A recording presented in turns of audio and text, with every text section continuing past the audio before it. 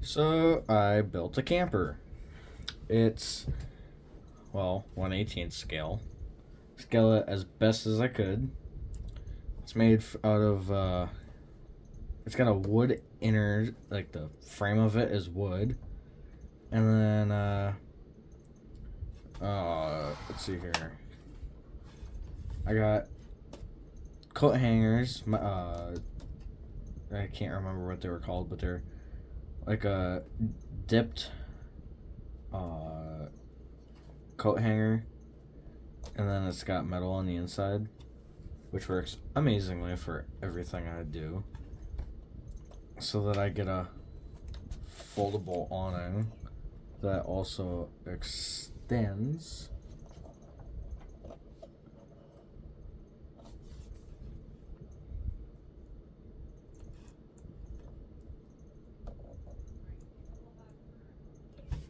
Just like so. I can just roll it back up. And go down on the awning. And then I use zip ties to act as holders because I don't have pipe that's small enough for it. So it works really well. It stays in on all terrain, bumpy, smooth. Doesn't really.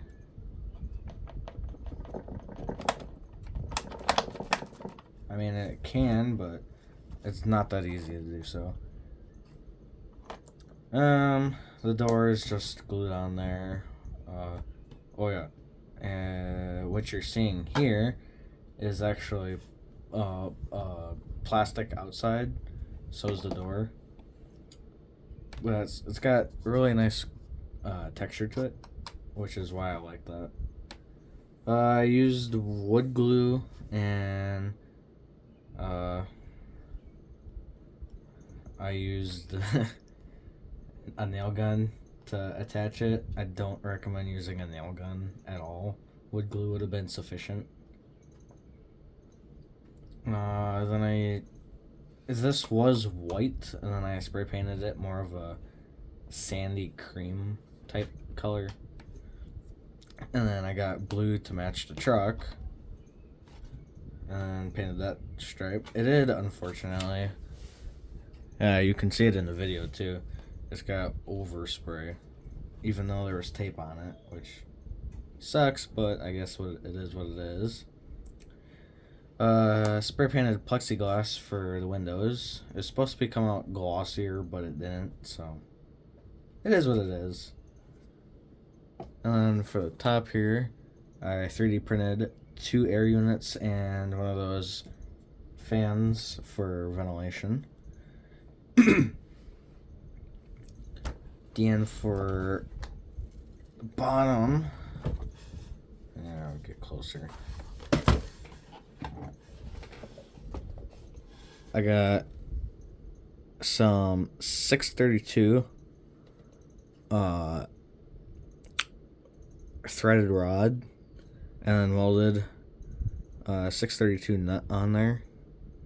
And then those act as stabilizers, which work really well. I got them both on the front and back here. You can see that one. And then for the suspension, I got some like part near almost aluminum, but it's still weldable with I don't know, whatever else. And I used that for my suspension. It's okay. I mean, it definitely keeps everything up and riding, but there's some kinks to work out in that part of the whole build. My tires aren't exactly straight. I mean, they're straighter than my flatbed trailer, that's for sure. And probably the most important part of it, and which is what most people are going to want to see, is the hitch. I used the CVD axle from the Trx4m's, and then on the truck, I just have it mounted to the bed, like so. I got, what is it, 3 washers, 2 fatter, and then 1 thinner. And then down below, I just got a one washer, and a nut on there. But that's the other half of the CVT axle. And it just fits on there like it would on the truck. And you get full flex. Well, as much flex as the truck will give you anyway. The pin, currently I'm just using a popsicle stick, a paper clip, and bending it so that it can't unfold or undo itself.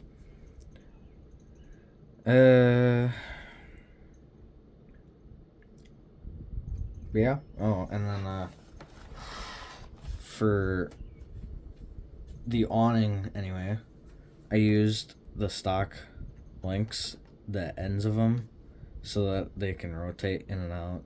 And then on the top here, I used part of this plastic and put a screw center, and then on the side, and screwed this fabric behind it. This fabric was actually from a pool cover. And these two gears are the Trx4m stock plastic gears you can get anytime you get new gears. So that's that. But then I got one more thing. I got a nice good old rack. And it's got nuts so you can adjust the height of whatever you want it to be at. And get it lined up with holes, that'd be great. And it goes on just like that. And you got your rack. And then, yeah, you run into this issue where you got a gap right there. And you can just adjust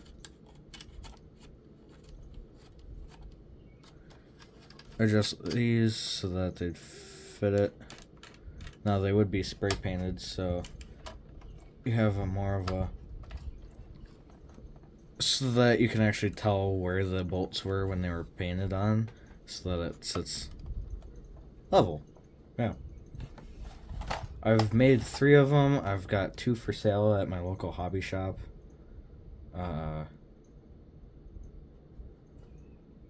Galaxy Hobby, if you're wondering. And then it's just made out of that same metal coat hanger, and then but it's stripped, so yeah, it's all welded. Granted, this is just my prototype one, so it's on the rough side. And then I used the 632 nut and threaded rod for the side posts.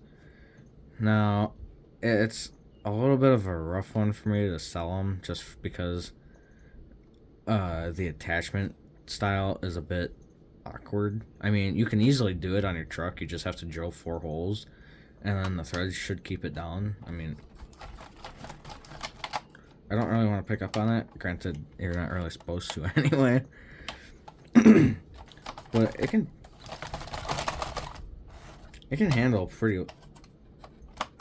I mean, if you were driving through rocks and stuff nonstop, it would probably stay on due to just me having tension on everything.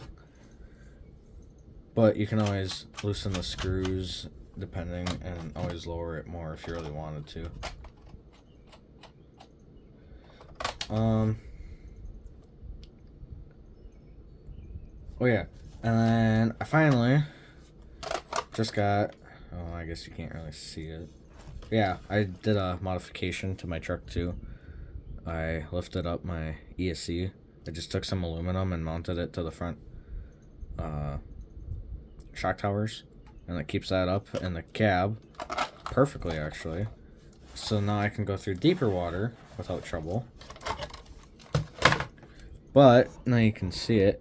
I have Endura's clear acrylic Metal Gear single speed transmission.